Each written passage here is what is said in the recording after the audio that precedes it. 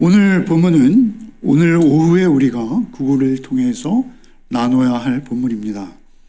조금 집중해서 들으시면 오후에 더 풍성한 나눔을 가지실 수 있을 거다라고 여깁니다. 먼저 37절을 한번 읽겠습니다.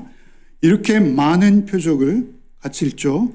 이렇게 많은 표적을 그들 앞에서 행하셨으나 그를 믿지 아니하니. 37절만 읽겠습니다. 나사로를 살리셨죠. 그리고 많은 표적들을 그들에게 행했죠. 그리고 많은 가르침들을 그들에게 전했습니다. 그럼에도 불구하고 그들이 완악해진 것이죠. 그래서 들을 수 없고 볼 수 없는 것입니다. 이렇게 많은 표적을 30절 이렇게 말씀하시죠. 요한 사도의 표현은 이런 것입니다. 도대체 더 이상 보일 표적이 없을 만큼 죽은 자가 살아나는 표적을 그들에게 보이셨건만 그들은 믿지 아니하였다. 이렇게 강조하시는 것이죠. 38절 이어서 읽겠습니다.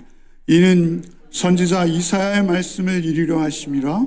이르되 주여 우리에게서 들은 바를 누가 믿었으며 주의 말이 누구에게 나타났나이까 하였더라.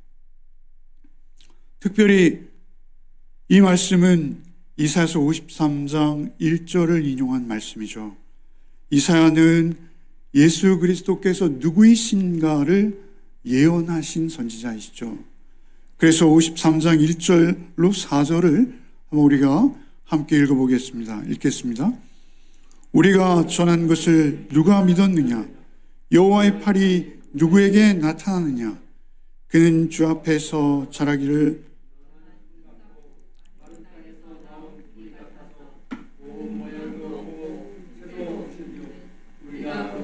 흠모할 만한 아름다운 것이 없도다. 그는 멸시를 받아 사람들에게 버림받았으며 간고를 많이 겪었으며 질고를 아는 자라.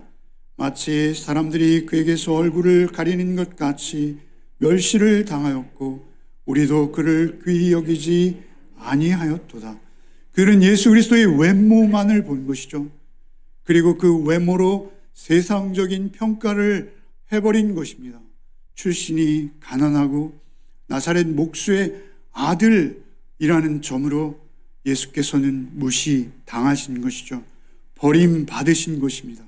멸시와 질고를 겪었다라고 오늘 본문은 우리에게 말씀하시는 것이죠. 여러분, 여기에 요한의 기록에 의하면 우리에게 들은 바, 이렇게 말씀하시 38절에 우리에게서 들은 바를 누가 믿었으며 주의 팔이 누구에게 나타났나이까? 우리에게서 들은 바라는 것은 성경의 가르침, 특별히 예수 그리스도를 예언하는 이사야 입장에서 그리스도께서 가르치신 것이죠. 요한이 여기서 인용하는 것은 그리스도께서 가르치신 것, 그것을 그들이 듣지 않는다라는 것입니다. 그리고 주의 팔이 능력을 행했으나 주의 팔이 행하신 것도 그들에게는 보이지 않는 것이죠. 볼 수 없는 것입니다. 전혀 반응하지 않는 것이죠.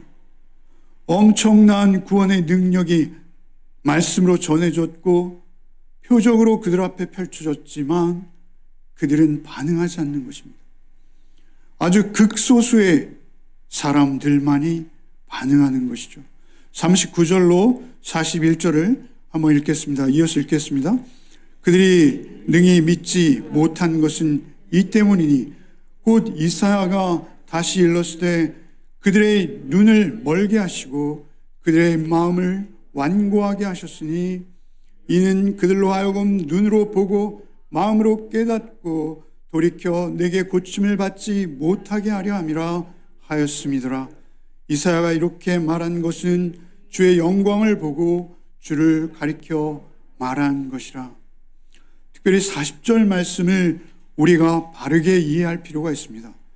마치 하나님께서 그들의 눈을 멀게 하고 그들의 마음을 완고하게 하신 것처럼 우리가 오해할 수 있습니다. 그러나 사실 그들의 눈이 먼 것도 그들의 마음이 완고해진 것도 사실은 그들의 책임입니다. 그들이 스스로 귀를 막은 것이요, 그들이 스스로 눈을 감은 것이죠. 하나님께서는 그들이 돌이키고 회개하고 고침받고 치유받기를 원하신 것이죠. 그것이 성경 전체의 맥락입니다. 우리에게 있어서 가장 중요한 것은 성경 전체의 맥락이라는 점입니다. 그 맥락 속에서 그렇게 그들이 돌이키기를 원했으나 그럼에도 불구하고 그들이 마음을 닫아버린 것이죠. 바로 오늘 본문 바로 앞에는 빛으로 나오지 않았다, 이런 표현을 쓰고 계시죠. 완악함으로 빛을 인정하지 않는 것입니다. 41절에 이사야 선지자 이렇게 말씀하시죠. 41절 읽었나요? 한번 또 읽어볼까요? 이사야가 이렇게 말한 것은 주의 영광을 보고 주를 가리켜 말한 것이라. 이사야는 주의 영광을 보았다, 이렇게 말하고 있습니다. 여기서 주라는 것은 예수 그리스도로 대치되는 것이죠. 요한 사도께서 특별히 주의 영광을 보고 라고 이렇게 말하는 것은 예수 그리스도의 영광을 지칭하는 것입니다. 여러분, 이것은 이사야서 6장의 말씀이죠. 이사야서 6장에서 이사야는 하나님의 영광을 보았습니다. 그리고 너무 떨리는 마음으로 이제 나는 죽게 되었도다, 이렇게 두려움에 사로잡히죠. 여러분, 이사야서 6장 6절로 7절 이어지는 말씀을 한번 같이 읽겠습니다. 그때 그 스랍 중에 하나가 부젓가락으로 제단에서 집은 바 핀 숯을 손에 가지고 내게로 날아와서 그것을 내 입술에 대며 이르되 보라, 이것이 내 입에 닿았으니 내 악이 제하여졌고 내 죄가 사하여졌느니라. 특별히 제단에서 집은 바 핀 숯을 그의 입술에 댈 때 7절에 그의 죄가 사하여졌다, 이렇게 고백하고 있죠. 제단, 그것은 어떤 곳입니까? 그것은 숱한 제물들이 피 흘려 드려지는 곳이죠. 그 피 흘려 드려지는 제단에 이제 예수께서 드려질 순서가 된 것이죠. 그때가 된 것이죠. 그때를 앞두고 오늘 본문은 그 제단에서 집힌바된 숯불이 입술에 닿자 그 죄가 사하여졌다, 이렇게 말씀하시는 것이죠. 그 죄가 사하여지는 영광, 그것이 제단으로부터 비롯되고 있다라는 사실입니다. 여기서 지금 요한 사도께서 언급하시는 그 영광은 무엇일까요? 그것은 하나님의 영광인데 그것은 특별히 예수 그리스도의 대속의 은혜의 영광입니다. 여러분, 오늘 본문이 있는 바로 앞절을 우리 한번 읽어보죠. 어제 본문이죠. 어제 우리 큐티 말씀입니다. 같이 한번 좀 깁니다만 이 맥락이, 문맥이 더욱 중요하기에 우리가 꼭 읽어야겠습니다. 한번 읽어보시죠. 23절부터 읽겠습니다. 예수께서 대답하여 이르시되 인자가 영광을 얻을 때가 왔도다. 내가 진실로 진실로 너에게 이르노니 하늘의 밀이 땅에 떨어져 죽지 아니하면 하늘 그대로 있고 죽으면 많은 열매를 맺느니라. 자기의 생명을 사랑하는 자는 잃어버릴 것이요 이 세상에서 자기의 생명을 미워하는 자는 영생하도록 보존하리라. 사람이 나를 섬기려면 나를 따르라.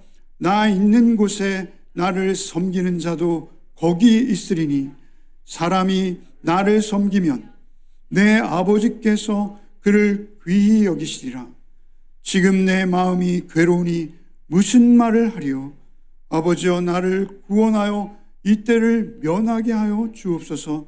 그러나 내가 이를 위하여 이때에 왔나이다. 아버지여, 아버지의 이름을 영광스럽게 하옵소서 하시니 이에 하늘에서 소리가 나서 이르되 내가 이미 영광스럽게 하였고 또 다시 영광스럽게 하리라 하시니 이렇게 말씀하시죠. 여러분, 영광이라는 말이 23절에서 또 28절에서 세 번씩이나 짧은 구절 안에 등장하고 있습니다. 이 본문의 전체적인 맥락은 십자가의 죽으심을 말씀하시는 거예요. 여러분, 십자가의 죽으심을 말씀하시는 거예요. 하늘의 밀이 이 땅에 떨어져 죽는다라는 말씀과 27절에 지금 내 마음이 괴로우니 무슨 말을 하리요, 이 고백은 겟세마네의 기도와 동일한 기도입니다. 그리고 영광 받으옵소서라고 하나님께 기도하는 것이죠. 28절은 기도이죠. 아버지의 이름을 영광스럽게 하옵소서. 이것은 성자가 성부께 드리는 기도이죠. 십자가를 앞두고 십자가가 영광이기에 그 영광을 아버지께 드리는 것입니다. 여러분, 우리가 하나님의 영광을 이야기하죠. 예수 그리스도의 영광을 이야기합니다. 하나님의 영광, 예수 그리스도의 영광은 무엇일까요? 그것은 그분들의 인격입니다. 그분들의 성품입니다. 그분들의 인격과 성품에 드러나신 사랑이죠.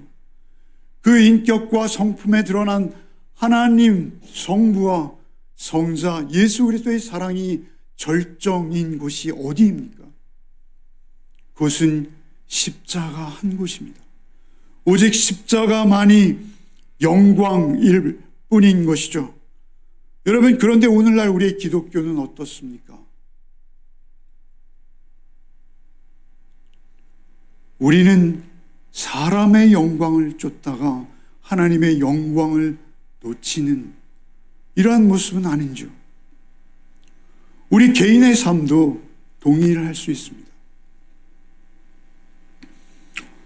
여러분, 기독교가 미신화될 수 있다는 것 아십니까? 여러분, 기독교가 성공과 자기의 배부름과 영화만을 추구하다가 여러분, 이단 사설과 미신과 차이가 없어집니다. 여러분, 기독교의 기독교됨은 오직 십자가 외에는 없습니다. 나를 부인하고 주의 십자가를 같이 지고 주를 따르는 길 외에는 없는 것이죠. 우리의 힘과 능으로 되지 않습니다.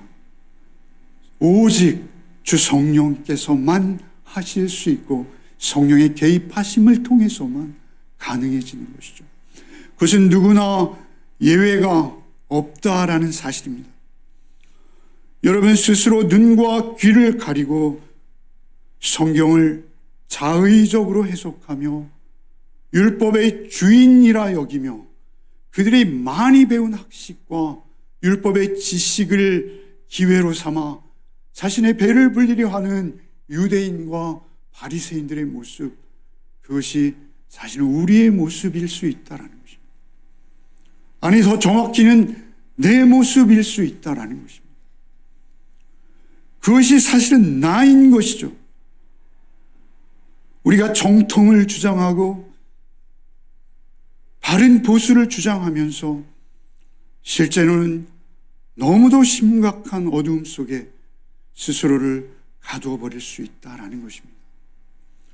여러분, 42절, 43절을 마지막으로 더 읽겠습니다. 그러나 관리 중에도 그를 믿는 자가 많되 바리새인들 때문에 드러나게 말하지 못하니 이는 출교를 당할까 두려워함이라.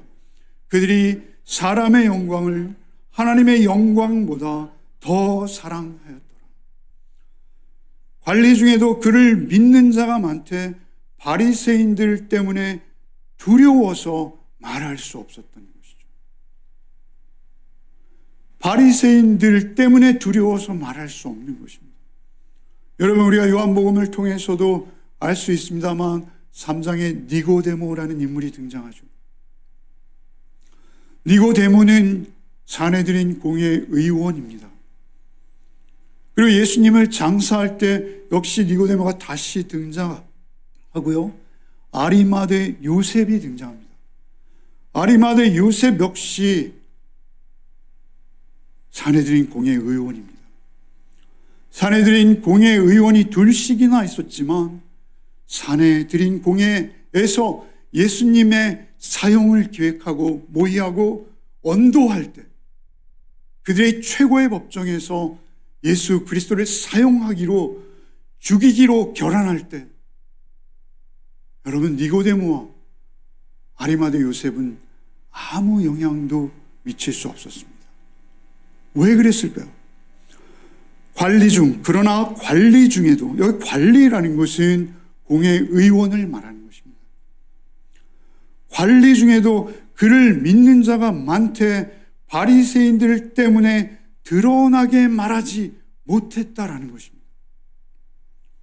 출교를 당할까 두려워함이라. 그들이 그렇게밖에 할 수 없었던 이유, 그것은 사람의 영광을 하나님의 영광보다 사랑한 것입니다. 여러분, 우리는 이 땅에 잠시 왔다 갑니다. 영원하지 않습니다. 여러분, 이 땅에 우리의 잠시의 삶을 살아갈 때, 여러분, 우리가 쫓아야 될 것은 내 영광이 아닙니다. 우리가 쫓아야 할 것은 오직 하나님의 영광이죠. 우리 사람의 제1되는 목적이 하나님의 영광이라고 우리는 말하고 있지 않습니까? 그럼에도 불구하고 우리가 하나님의 영광으로 살지 못합니다. 여러분, 우리가 영광을 말할 때 어떤 대목에서 우리가 영광이라는 단어를 입에 올리나요? 내가 연예인 대상을 수상할 때요? 늘 말씀드리는 이야기입니다만, 내가 국가대표로 출전해서 정말 상대 나라의 골대에 한 골을 넣었을 때, 그때 하나님의 영광이 드러납니까? 여러분, 내가 대통령이 되고 내가 고위직이 되면 하나님의 영광 받으십니까? 여러분, 우리 역사에는 장로 대통령들도 계십니다. 그들이 하나님의 영광을 드러냈습니까? 여러분, 우리가 어떤 지위에 올라가고 경쟁에서 이겼을 때, 심지어는 선교조차도, 심지어는 교회를 설립하는 것조차도, 여러분, 우리가 함부로 하나님의 영광을 이야기하면 안 됩니다. 내 영광이 될 수 있습니다. 거기서 내가 빠질 수 있는 방법이 참 없습니다. 우리는 선악과를 따먹은 자들이기에 하나님의 영광을 입에 올리면서도 사실은 그 영광이 내 차지가 되는 문맥 속에서, 그러한 맥락 속에서 우리는 영광을 언급할 수 있는 자들이라는 것이죠. 하나님의 영광은 십자가의 영광임에도 불구하고, 여러분, 우리는 그 반대편에서 영광을 해석하는 경향이 얼마나 많은지 모릅니다. 일단 저도 역시 그렇습니다. 지난주에 우리 공동회를 했습니다만, 가시면서 참 어려운 일 하셨습니다 그러더라고요. 어려운 일 아닙니다. 여러분, 오히려 죄를 범했고 오히려 영혼들에게 해악을 끼친 것이 있다면 있었지, 제가 이룬 것은 아닌 것이죠. 모든 것은 오직 십자가와 부활의 주인이신 예수께서 이루신 것이요, 이루실 것이요, 또 이루어 가실 것이죠. 그것을 우리는 잊지 말아야 합니다. 니고데모나 아리마대 요셉만이 아니라 예수님 오셨을 당시에 얼마나 많은 무리와 군중들이 따르고 있었습니까? 그런데 그들이 불과 몇 시간 지나지 않아 예수 그리스도를 향해서 십자가에 못 박으라 소리치고 있는 것을 우리 성경을 통해서 볼 수 있지 않습니까? 여러분, 우리가 하나님의 영광 앞에서 우리는 갈라디아서 2장 20절 말씀을 고백해야 해야 정상입니다. 그리스도와 함께 십자가에 못 박힌 나, 오직 내 안에 나를 찾아오셔서 그 겸손으로, 그 사랑으로 주께서 홀로 이루신 그 영광만이 드러날 때 하나님의 영광인 것이죠. 오히려 나의 모습은 남루한 그 모습이어야 할 것이죠. 여러분, 언젠가 제가 비디오를 한 편 본 적이 있어요. 신천지라는 이단의 괴수가 자신의 생일날 운동장에서 큰 잔치를 배설하는 걸 보았어요. 그것을 하나님께 영광, 천국 잔치라고 어느 아나운서가 나와서 해설하고 있는 것을 보았습니다.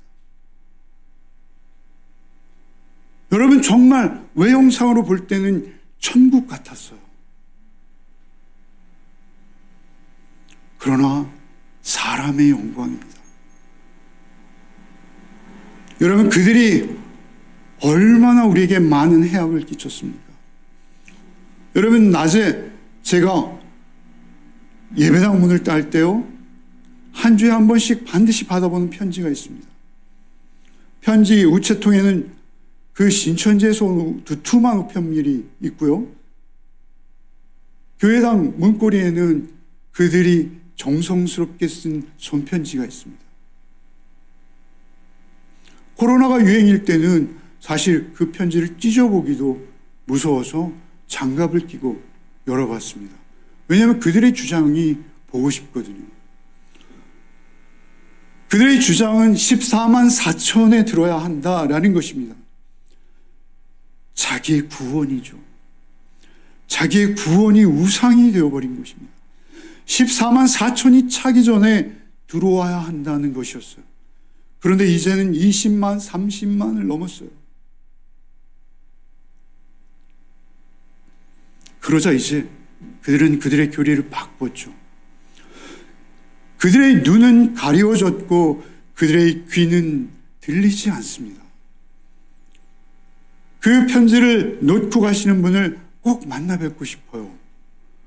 그러나 그분을 만난다 해서 제가 그분을 이해시키거나 납득시킬 수는 전혀 없습니다.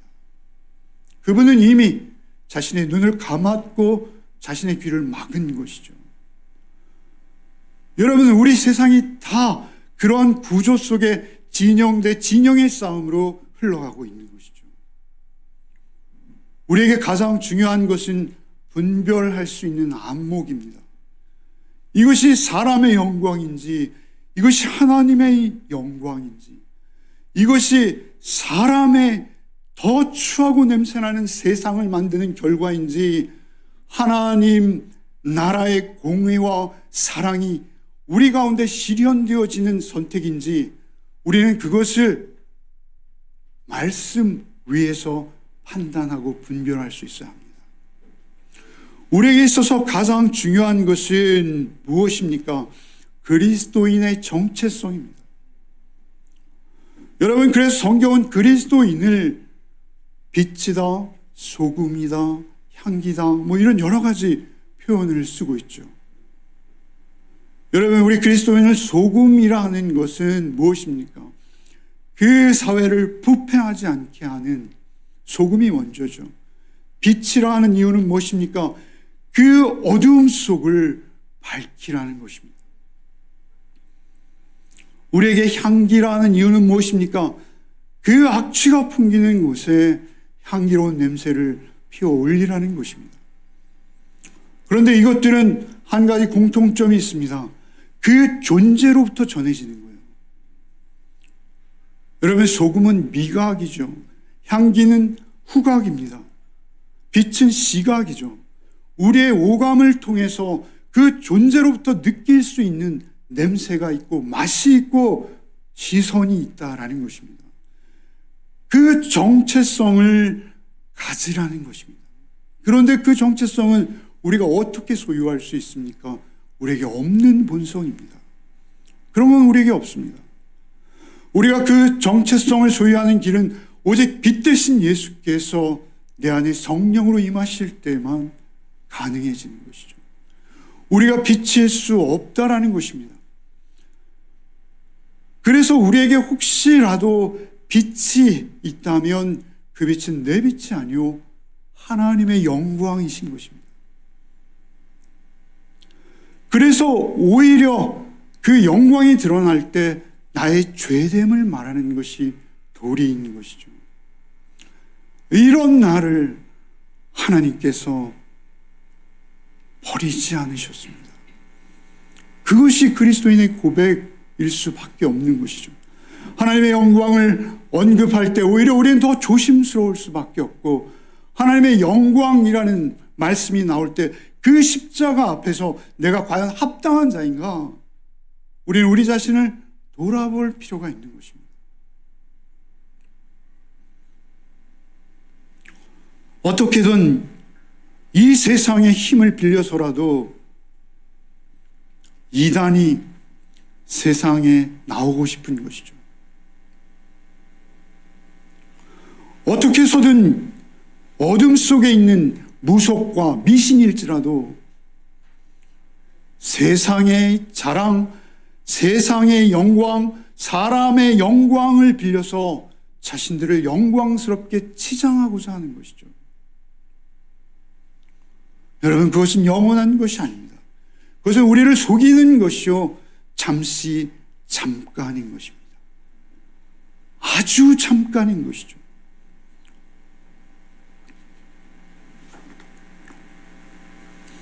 하나님의 영광을 사랑한다라는 의미는 무엇입니까? 그것은 우리의 삶의, 우리의 생의 방향이 하늘에 떨어져 썩는 밀알과 같이 변화되었다라는 것입니다. 그래서 그 인격의 기본적인 품성이 다른 것이죠. 절대 음란할 수 없고요. 절대 무속과 편법과 불공정과 불의를 가까이 할 수 없는 것입니다. 혹시라도 그러한 일에 노출되었다 또는 유혹되었다 할지라도 즉시 나를 돌이키며 내가 죄인이올시다 라고 돌이키며 회개하고 그것을 빛 가운데 비추어낼 수 있어야만 용기인 것입니다. 그때만 그것이 십자가를 지나온 자의 정체성이라는 것입니다. 그렇게 자신의 죄를 덮고 후안무치하게 그 많이 폭로되어진 죄목들을 부인하는 일관된 태도는 그리스도인의 태도는 아닌 것이죠. 하나님의 정의와 하나님의 나라가 실현되어지는 것이 아니라 사람의 영광을 차지하기 위해서, 사람의 영광을 놓치면 마치 자신의 생명이 끝나는 것처럼, 사람의 영광을 놓치면 이 세상이 다 망해버리는 것처럼 자신이 쌓아온 명예, 허울 뿐입니다. 여러분, 인간이 얼마나 존재적으로 약한데요. 그가 아무리 높고 대단한 지위에 오른다 하더라도 인간은 인간입니다. 여러분, 그 겸손과 십자가를 지나지 않은 그 모든 불의한 태도들, 그것을 우리가 분별해야 하는데 요즘 우리 주변을 보면 그렇지 않습니다. 특별히 사람의 영광에 민감한 대형 교회들을 볼 때 더욱 노골화되고 있습니다. 어찌 이럴 수 있는지요? 마치 그 영광을 놓치면 하나님의 영광이 떠나기라도 하는 것처럼. 여러분, 우리는 그러한 헛된 영광에 속지 않아야 합니다. 하나님의 영광은 사람에게 빼앗기지 않습니다. 여러분, 이사야서 42장 8절을 한번 읽어보시죠. 한번 읽겠습니다.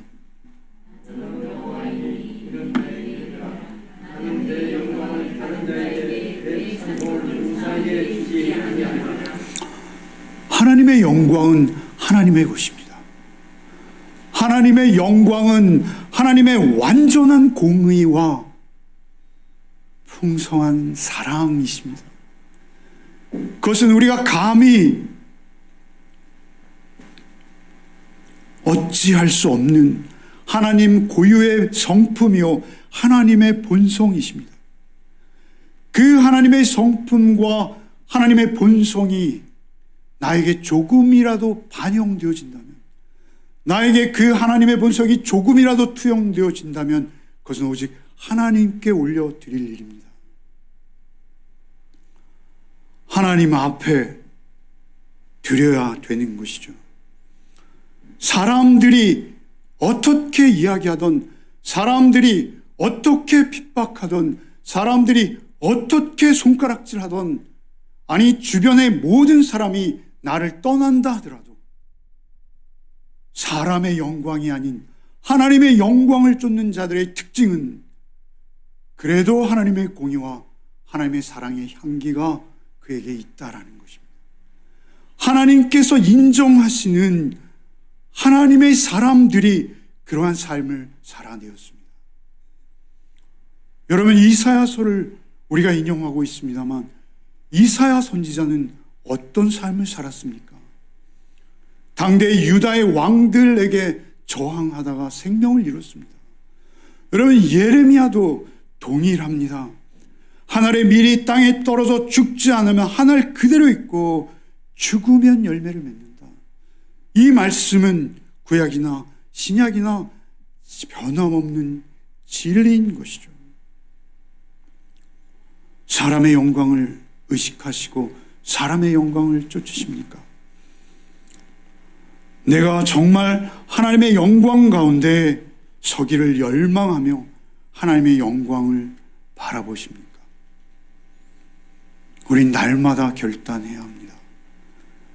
내 본성은, 내 마음은 늘 사람의 영광을 꿈꾸고 사람의 영광에 일희일비하며 사람의 영광에 죽었다 살았다 하는 모습이 될 수 있다라는 것입니다.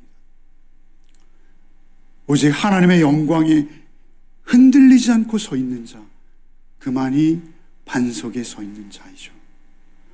모진 비바람과 혹독한 비난이 있을지라도 버틸 수 있다라는 것입니다. 그 자리에 서시는 여러분 되시기를 바랍니다. 그렇게 서기 위해서 우리의 결단은 고린도전서 15장 31절이 아닌가 여겨집니다. 이 말씀을 읽고 마치겠습니다. 15장 31절 읽겠습니다. 형제들아, 내가 그리스도 예수 우리 주 안에서 가진 바 너희에 대한 나의 자랑을 두고 단언하노니 나는 날마다 죽노라. 주님,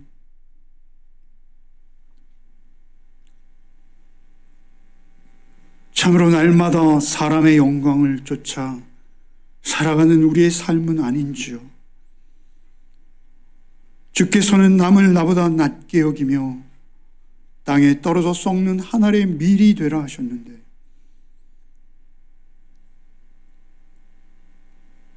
우리가 과연 그러한 삶을 살고 있는지요. 성령님께서 우리를 도와주옵소서.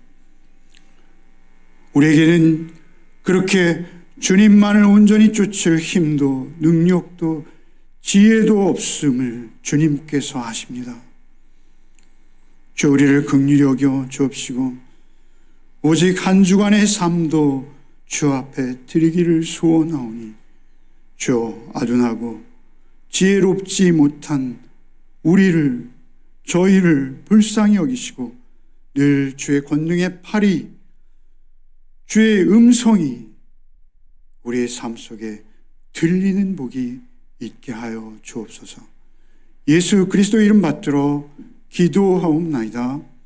아멘.